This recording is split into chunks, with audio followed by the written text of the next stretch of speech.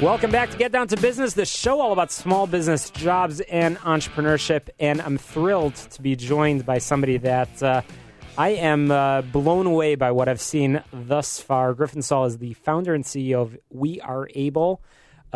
Grew up with his father, Brad Saul, who lived with advanced multiple sclerosis for over 20 years. Griffen, you grew up with your father not being able to walk, which I'm sure was a difficult experience, but you've actually found a way to help people, which is quite inspirational. Griffen, it's a privilege to have you here on the program. Welcome to the show. Thank you for having me. Absolutely. So, Griffen, why don't you just tell us briefly a little bit about, your inspiration behind the We Are Able campaign and why you're so dedicated and passionate about this organization. Sure. So as you said, my father was diagnosed with advanced multiple sclerosis even before I was born. And growing up, that was something that was very difficult for me to cope with, being a very athletic kid, not being able to play sports with him. So a way I found myself coping and identifying with others was through service and through volunteering. And especially when I got to high school, I found myself wanting to make a larger impact than I was already making, which began the inspiration for We Are Able, because my father actually began to fall increasingly ill due to his disease. And it was a period of time where he was in and out of the hospital for years. And on December 4th, 2015, he lost the battle for his life. But also that inspired me to then start We Are Able. Well, your dad, Brad, he was dealing with a disease, multiple sclerosis, that disease that affects the brain and spinal cord and weakens the immune system. And I know he must be looking down at you, Griffen, and quite proud of the work that you're doing. So you've launched the We Are Able campaign, which I know is beyond MS, and you are focusing on raising awareness about the importance of creating a society where everybody has an equal opportunity to succeed and become leaders within the community.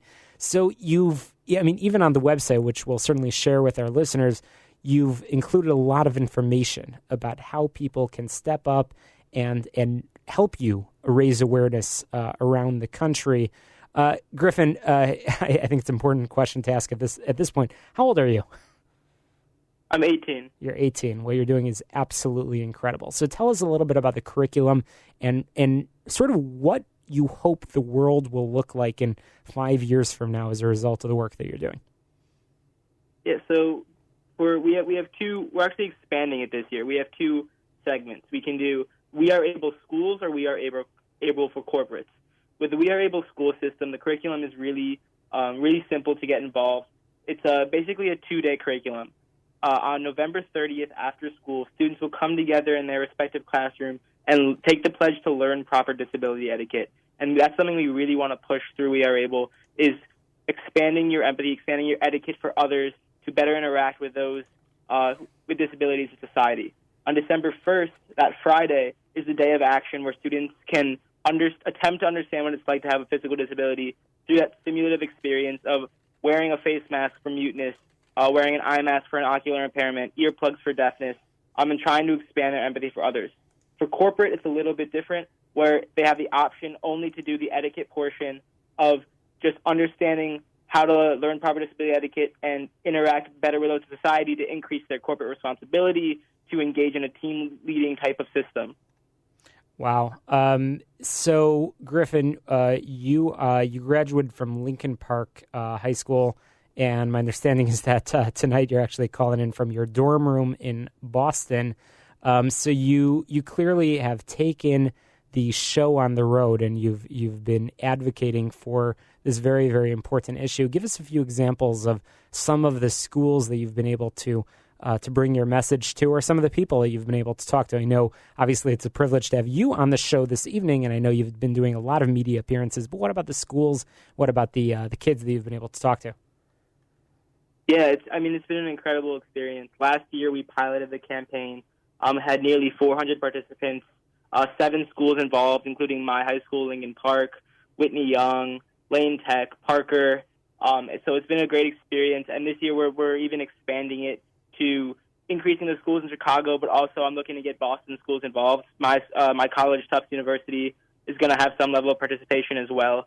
So it's incredible to see the impact that we're having knowing that we're helping people to increase their empathy for others, and knowing that we're attempting to create a society where disability etiquette isn't just the exception but the norm.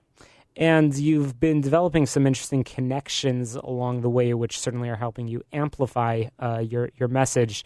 I know you've been working with the Allstate Foundation, and they've been giving you some crucial support, but also some official partnerships and relationships, including with the city of Chicago. My understanding is that the mayor's office for people with disabilities has been working with you as well.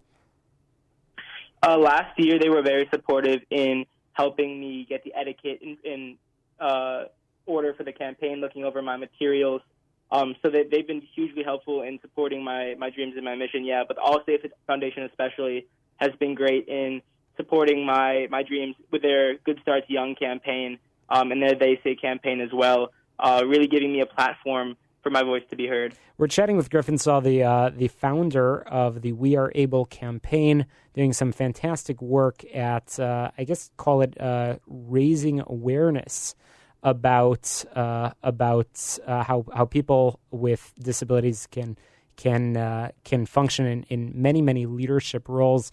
You're bringing your dad's legacy to a whole new level, and I'm sure, as I mentioned, he's quite proud. Griffen, I know I mentioned this before, but you've said several times we, as you've been talking about We Are Able, and certainly in the name you say we. Who is we? You've obviously been focused on your dad's memory, but it sounds like you have a lot of volunteers and a lot of other people that have stepped up to the plate as well.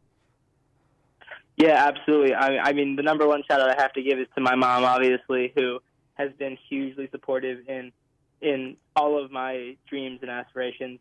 I started this campaign roughly 2 years ago when I was 16, and there's a lot I don't know.